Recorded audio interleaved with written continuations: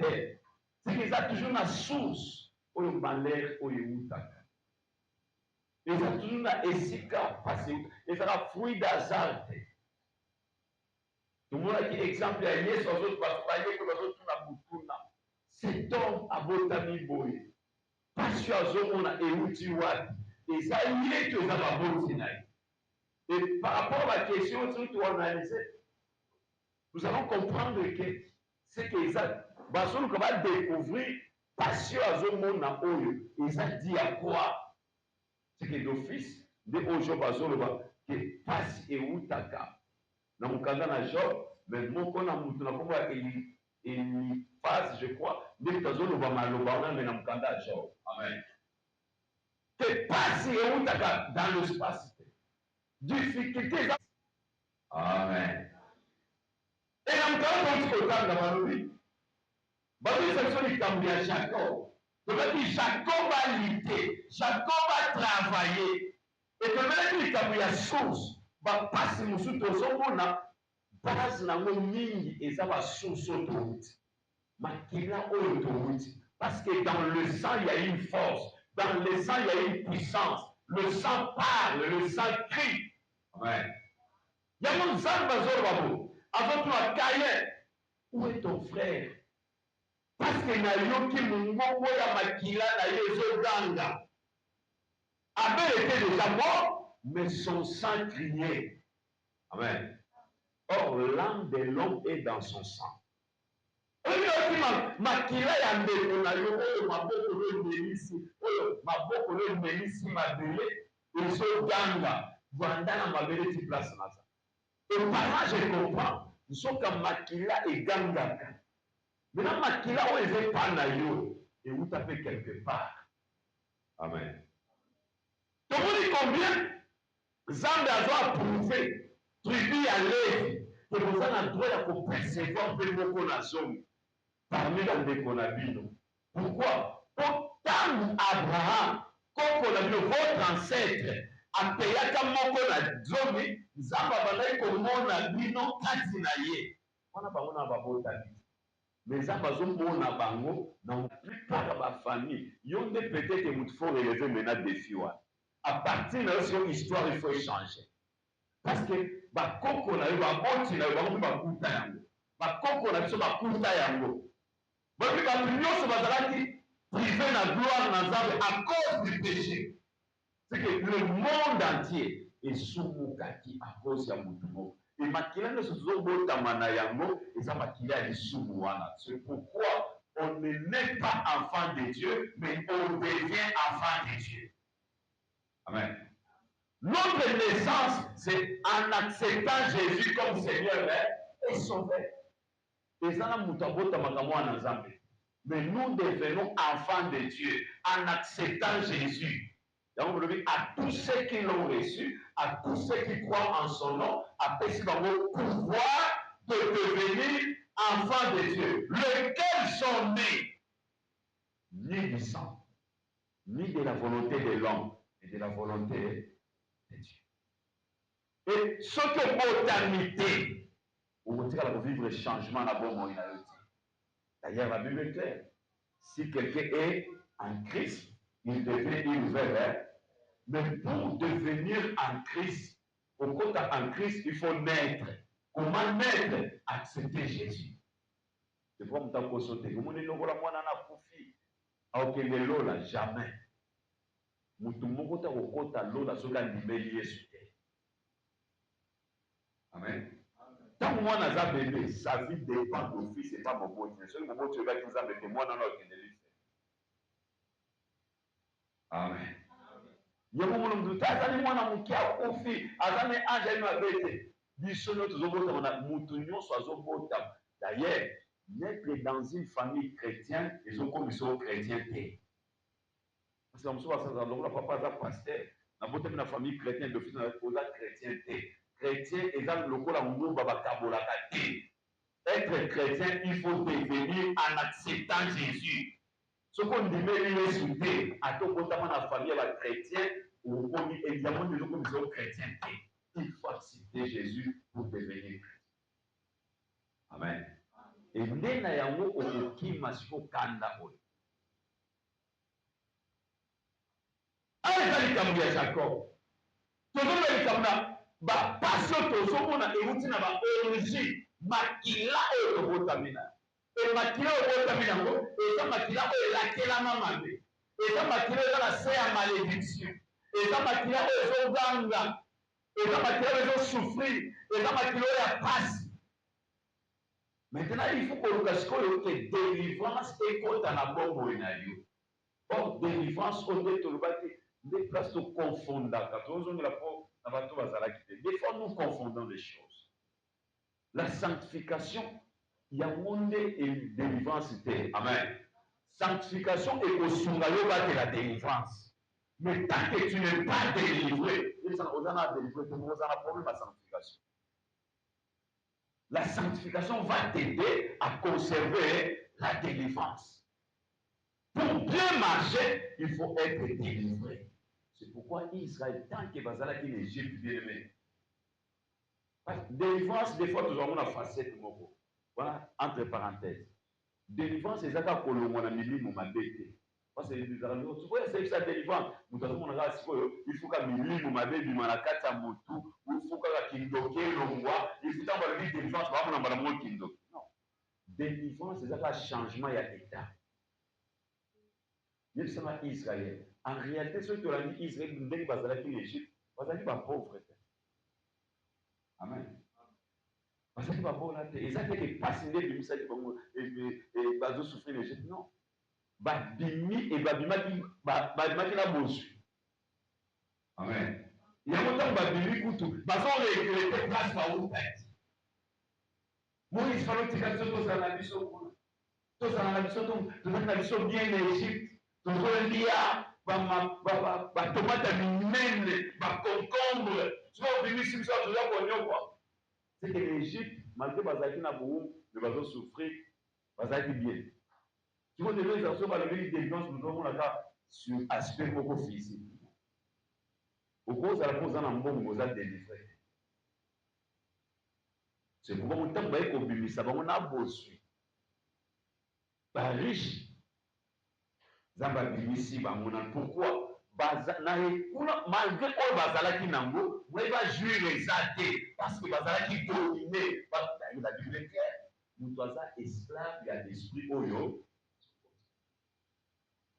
Bazala bango bien, mais dans le cabal, pourquoi? Bazala qui n'a essayé la domination de Pharaon. Le monde va libérer bango. C'est pas délivrance que l'on a l'aspect que nous avons délivrance, c'est ça. D'ailleurs, une chose est vraie, la Bible tout entière ne parle rien que de la délivrance. Pendant la Genèse et l'Apocalypse. Amen. Et le rien que c'est ça même mission Israël a dit. L'Esprit du Seigneur est sur moi. Il m'a oint. Pourquoi? Pour proclamer une année de grâce, rendre libre. Vous connaissez la vérité et la vérité. La Bible tout entière ne nous parle rien que de la délivrance. Nous sommes toujours la délivrance. Maintenant, le problème est que délivrance, on a aspect moko boye. Quand on dit délivrance, c'est que ça. Non, délivrance, bien aimé. Ils ont un aspect nyos. Voilà, voilà.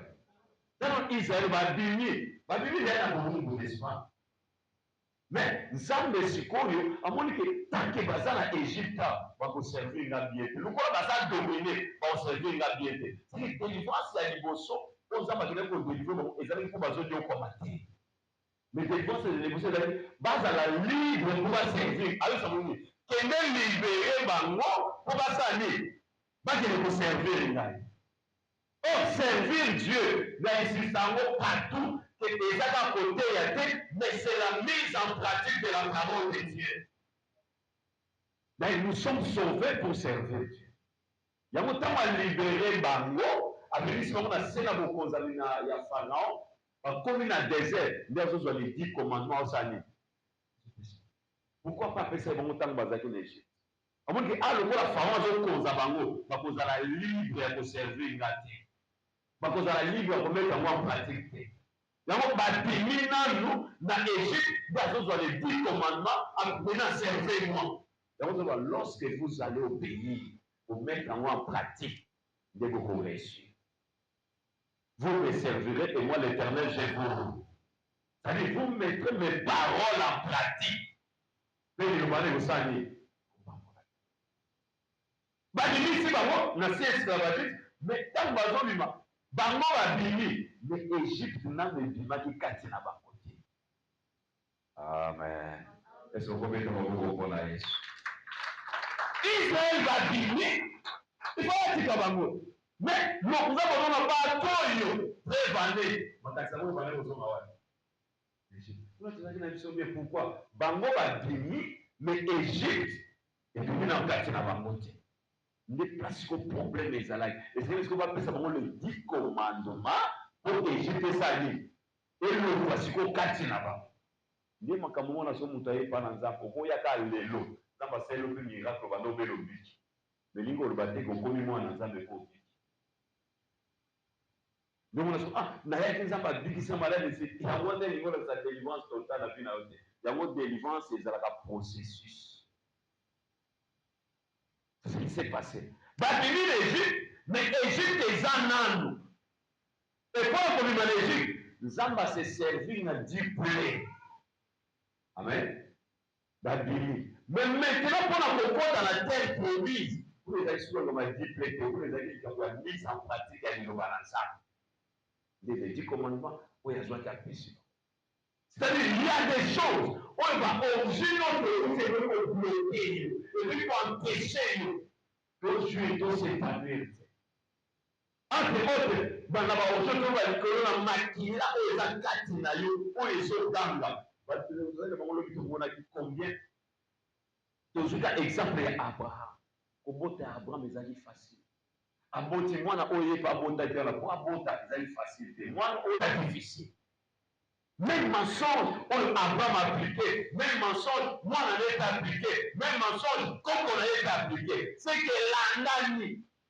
Et pas si on peut m'abali quand la famille, parce qu'il faut suivre ma bande à la banque. Donc on lui prend la yonde à la bonne côté. Mais comment le jour où Jacob a vu décision de travailler à chaque histoire, Matthieu Jean-Jacques, les macam total dit ah. Oui, Jacob demeura seul. Alors un homme lutta avec lui jusqu'au lever de l'aurore. Voyant qu'il ne pouvait le faire, cet homme le frappa. Abeta Jacob na loketo. Et le fait de commettre dans la loquette quotidienne il y a un défaut, c'est que mensonge il faut le roi, dans qui bon bino et le roi. Parce que dans la loquette, voilà, tu as senti, moi c'est la Bible senti, il les voyards. Oh, si vous cassez la vérité, ça t'est. Et ça aussi, ça passe sur ma zone. Jacob était un homme béni, matériellement il était béni. C'est-à-dire physiquement il était béni, mais spirituellement, oh, c'est l'invisible qui dirige l'invisible. C'est quoi? Le spirituel qui dirige le physique. L'église, les bénédictions sont matérielles. Mais à l'église, on vient chercher la bénédiction. Parce qu'il y a une différence entre la bénédiction et... C'est pourquoi la Bible déclare, c'est la bénédiction de l'Éternel qui fait quoi? C'est la bénédiction qui donne le bénédiction. Mais lorsqu'on monte notre cours, c'est quoi? Toujours nous avons la bénédiction au lieu de chercher d'abord la bénédiction qui donne le bénédiction. Au cours, ça n'a pas de synonyme à bénédiction. Parce que même les magiciens aussi en bon. Même les sorciers, pas avant. Pour la parole. Jacob a solité. Oh, Jacob a oublié de travailler comme un riche. A comme une autre, n'importe qui. Mais a solité. Parce que vous venez ensemble, vous tout en mais pas à tout petit à transformer vie oyo ozalaki nango wana mosisa oyo elekaki wana nzambe kati yango balobi ye pa boyi nde nzambe azoyebisa yango il lui dit Le verset 26, il dit, laisse-moi aller car l'aurore s'élève. Et Jacob répond, je te laisserai point aller que tu m'aies béni. Ah, bah, le dit, on ça pas ma femme, on parle, on a ça. Parce que, vous voyez, Nazanam, bon, Nazanam, Mitou Nazanam, Bandako Nazanam, mais j'ai besoin de ta bénédiction. Pas mon langage. Justement, avant de nous saluer, parce que le matériel à Zalakina, c'est ensemble là. Pas matériel à Zalakina. Mais un homme béni et protégé. La bénédiction protège. Mais avant qu'Azana Nyos, Azana Moisi, Azana Bana, Azana Mosu, mais Azana Lipam les protéger. Et en ce moment-là, son grand frère, Azola gagné. Vous dites que un grand frère naïf. Mais il dit maman, Yesu to kutani na yelobaka ngati. Na dikasi ya bomai. Mais que nous otala siko tanwa lité nanza. Kibo Jacob, qui loi wana qui va conserver le longwe, makila wana longwe, bakutani na yaya, match échange. Histoire échange. C'est que ça la m'appelle pour la vie. Nyose zolanda yo, tika lelo makila wana, ebima, singa wana, ekatana. Zaba zo sabra, papa molai, albi je rendrai ton nom grand. Je te bénirai et je bénirai tous ceux qui te béniront. Je maudirai. Mais à une seule condition. Bimana nous un pays nabi. Tika patrie nabi. Tika ndakwa tata na yo. Pourquoi? Abotama na famille va idolâtre parce que le papa d'Abraham azalaki na bazamba oguma na bazamba mikiko. Maintenant ça me fait pambola azo séparer nanu. C'est que singa wana cordon wana ekatana nanu akoma nanu indépendant. Pourquoi? Bah original touti défaut de réclamer. Vous avez souffrir makila oizo katina yoa. Et que ça ils sont des rêves. Donc on a mutumusai nanza na sala des rêves yemo bazo comprendre. Mutamisai sera sambelaka. Mais il y a des erreurs à salaka. Na yemo bazo comprendre. La réclamation à famille grosse sur des erreurs à tananda kwa libala. Donc, tu veux que ça n'a pas exact garantie à cause de la délivrance dans ce célibat. Amen. Parce que nous sommes dans ce célibat. Si nous avons lié à célibat, pourquoi nous avons pas célibat? Il y a aux années, dans le commun. Et comme ça, ils sont errés, et quand on a la complication, pourquoi Makila on a quatre choses d'anga? Et la Bible déclare Jacob. Nous avons dit que quand on a été non, la petite a yoté, ce qu'on pas bon daté.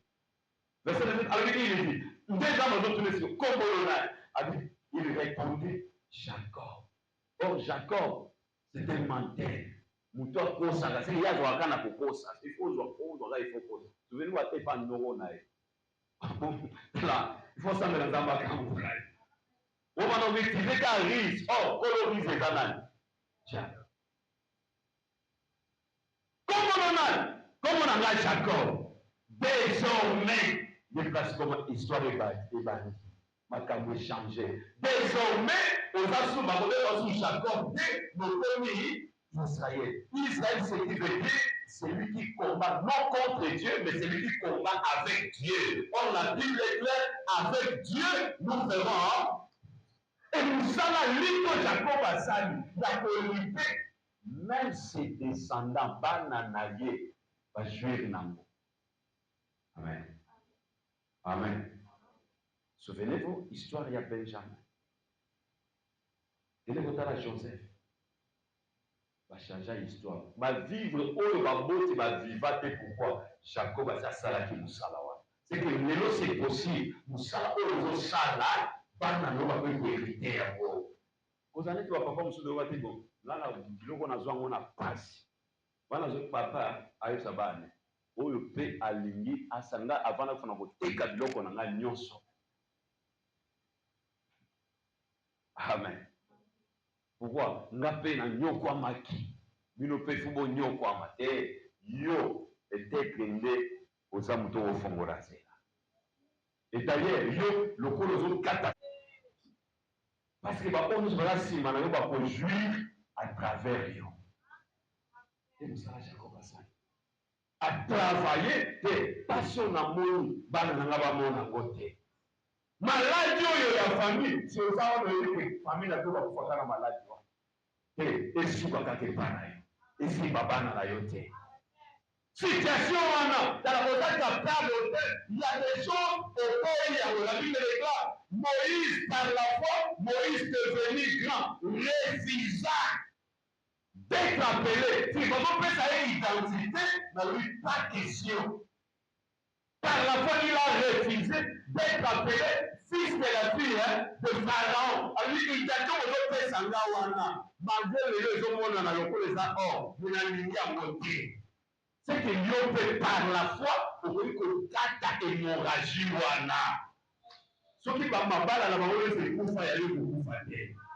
Ce qui va m'abattre, parce qu'il y a d'autres familles. Baza, mobile, ce qui a beau t'amener, à beau t'en moi si mon. Les gens comme on a comme si ça va. Moi, je vais aller au but.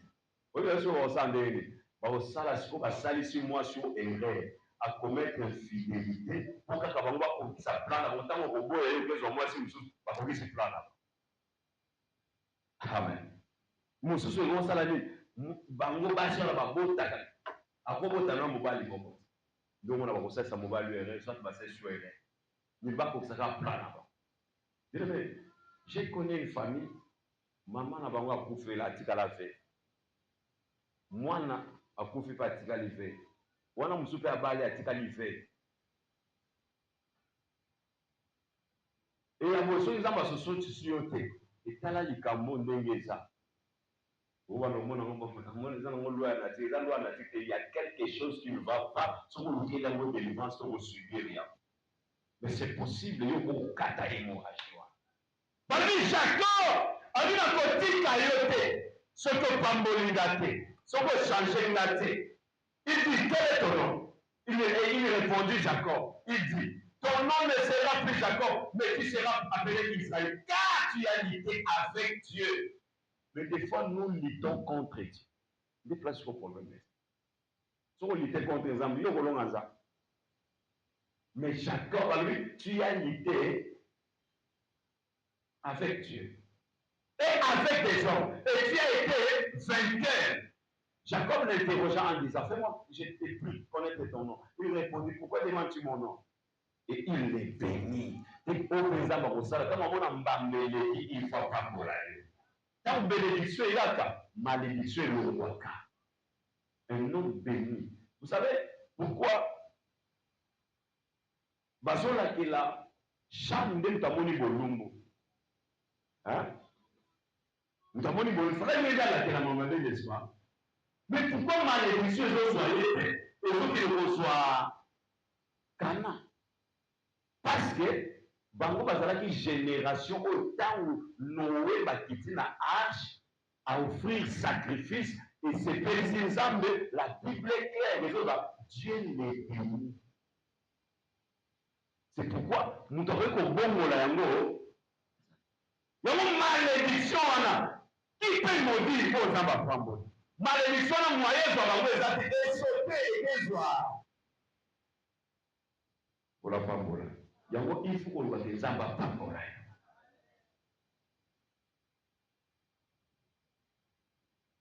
Pourquoi demande-tu mon nom? Et il est béni. Jacob appela Seigneur du nom de Peniel. Car dit-il, j'ai vu Dieu face à face et mon âme a été sauvée. Et donc, on va dire quoi? L'âme est dans le sang.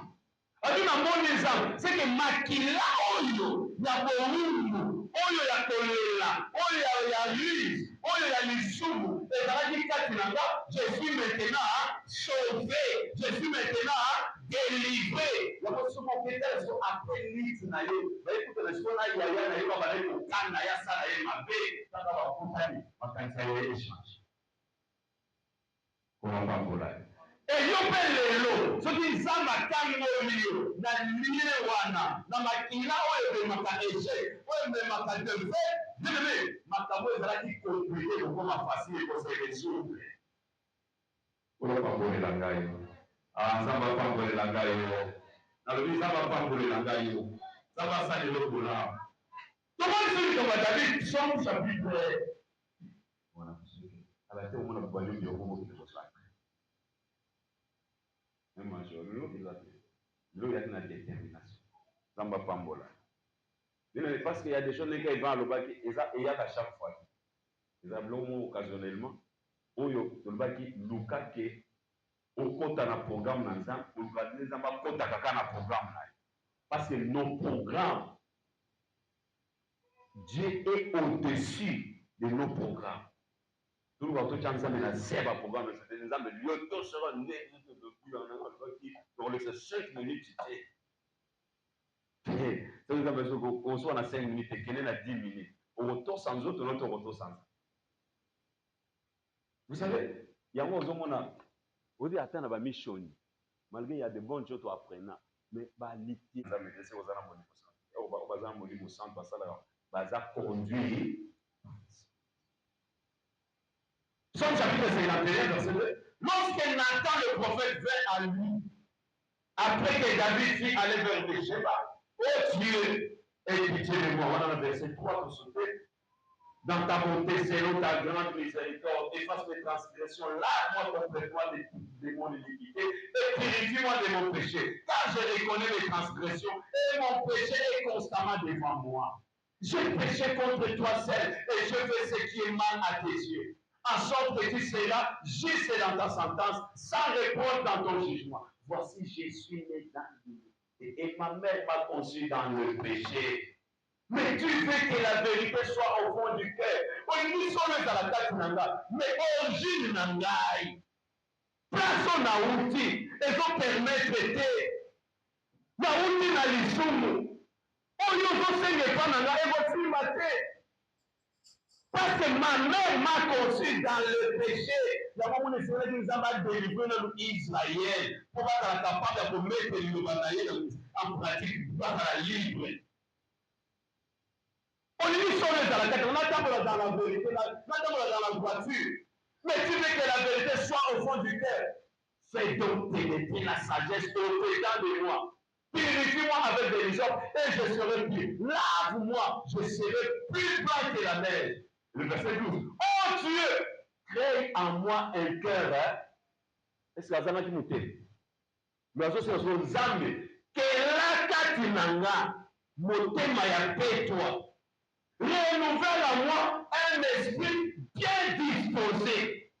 C'est le monde qui est origine na outi. Même les Amazones de Lukalaza, et vos simbate.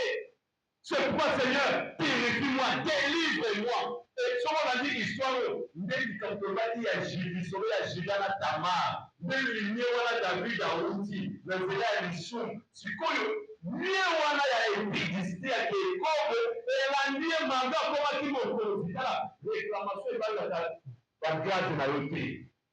Réclamation et pas la titre à m'occuper. Réclamation et pas la titre pour me faire un moyen. Dieu m'a continué réclamation. C'est béni et banni dans ma mère. Quelle bassesse! Nazamba kamwe. David, tu les as dit, nous qui ont dit, oh Seigneur, on a dit, c'est le thé. Pourquoi vous quittez un niveau? Nous sommes singa ya réclamation makila pour la bonne makinangu et péndier. Non, bien aimé, youpi outi na famille pour makila peut-être que est la tela mama pesa. Ta ko se disait que aux hommes na lelo, parfois aux hommes na moi 100 francs, 200 francs, ko se disait na monte 100 000. David azali na sima bibole, problème au monte. Zaba salina l'exploit de sa Goliath, problème au monte. Aye ko vanda tina trône. Avant régner, l'État est réglé dans ce niveau. Bien sûr, tant qu'on attend que répondre, on sait du Cambodge. Ah, nous sommes origine à Outa Kindezama. C'est la bande qui n'a mis Koumi Saki. Mais origine à Outa Kindezama, parce qu'on voit tous sans ambe, ça t'est. D'abord, pour la zone bannie, mais là, mon zone, il y a la salle dans la zone coca. Mais ma bonne zone, il y a et c'est ça, nous avons un divorce. Momona ondenge ozawana ozosala sambla oza menacé na divorce nde tu bamakeli ozomona kende po nga okende amen nyonso sokomona ndine impolitesse mosusu mwasi okozala nango caractère mosusu papa kozala nango eza ye ete libota botami ezoreklame ezoimpose nazala stabilité sur le plan conjugal Et Jacob assemblé. David a légué par l'assemblée. D'abord, on parle de Ézéchiel. Parce que l'on dit, mukolo yo botamaki, mutolo na yo bakataki ya mote. D'ailleurs, origine na yo, Ézéchiel chapitre 16, à partir du 3e verset. Tu diras ainsi par l'Éternel à Jérusalem, par ton origine, à ta naissance, tu es du pays de Canaan. Au Canaan, moko balakela mamabe. Papa auta na Canaan, maman auta na Canaan. Mais là, il y a un robot qui m'a dit, tu seras 100%. Au Canaan, moko balakela mamabe. Il y a une abomination là-bas. Les jours où tu n'as dit, d'ailleurs, moko na yo outi na Canaan. Ton père était un Amoréen, ta mère une Égypte. Yo, bobota mpewa, kaya na mboka na Canaan. Papa mutu na Canaan, parce que Amoréen, na ba Étienne bango nyonso eza ba tribu ya Canaan. Sikoyo azolise yo, outi papa na yo aza mutu ya Canaan, mama na mutu ya Canaan, yo moko mpe obotami na union na bango, et en plus na mabele ya Canaan. Okoki botama mpe ata ye ozwi identité mosusu. Mais yo bota bisusu kaka na mabele na papa alakela mabe maman alakela mabe na mabele alakela mabe. Et encore chose grave, le jour où tu n'as dit ton nombril n'a pas été coupé, nous t'aurons la carte à voter, c'est que ta vie ne va encore na maboti. Parce que moi na tango zobota mais aliboso basani wakata mutolo akomi indépendant. Mais alors, dans les yo, le jour où tu n'as dit, ton nombril n'a pas été coupé à ta naissance. Bakatio mutolote, batiki yo vina yo, aux reproduits, kaka, même ma campo soigner ça. Et on a obligé à reproduire à moitié. C'est pourquoi il faut prendre du courage, Joanna. Il faut prendre du courage, Joanna. Parce que dans le numéro, on a son assez à sacerdoce à l'honorité. On a son assez à sacerdoce à la propriété. Mon premier assez à sacerdoce royal pour apporter le va aller pour racheter. C'est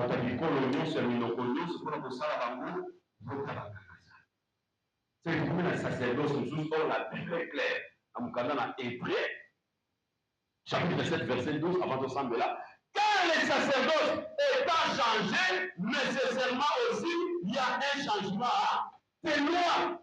C'est que les lois ont empêché au Rwanda de pouvoir changer sacerdoce. Si quelqu'un est en Christ, il devient une nouvelle créature. Loi les ont empêché au Rwanda, il peut le voir. Maquillon et à Moutabombe, vous voyez Satan, mon gros, pas de paix, il marche après. Nous, sans négocier la tête, il faut déclarer, il faut mettre la tête à qui? Comment tu sais, on met la main les amis? Parce qu'on comme une liberté. Non, là, comme tout le monde dit, il y en a qui sont là, il y en a qui à tous en a produit au Yébi et Yango. Moi, là, ça la gabe au Yébi, on a Yébi Pessi. Mais on a un autre Yébi. Moi, nous voyons qu'on a 100 jours. Ce que nous avons dit à moi qui sont là, le lot qu'on met fait là, Yango. Mais c'est où le lot, on a une déception, là. Sacerdoce peut changer, loi peut changer. À moins que vous ayez un adepte là-bas. Mais ce que vous avez parti là-bas, ce soir, le corps à sacerdoce peut changer, loi il peut changer. À cause de la maladie, le corps de la maladie va laisser le roi. À quel moment que nous, va limiter à 35 ans, pour dépasser 50 ans, aujourd'hui, la loi va le lot. Nous, pour les 50 ans, bana n'opé la lévi yango, bate même au-delà. Ata bakana ke yo juif na bana te. Ndenge babolo ko la juisate. Akoka mo bana bazo bonga ya kufi. Soki eza loi, le lot ko eza loi wana. Parce que là on a fait un sacerdoce wana te, mais on a fait un sacerdoce ya makila o ekanga ka plus que makila ya belle. Makila ekanga ka pardon. O ya comme ma réconciliation. Et même grâce, et comme c'est l'alliance ya ngolu. Or quand il y a la grâce, le possible devient possible.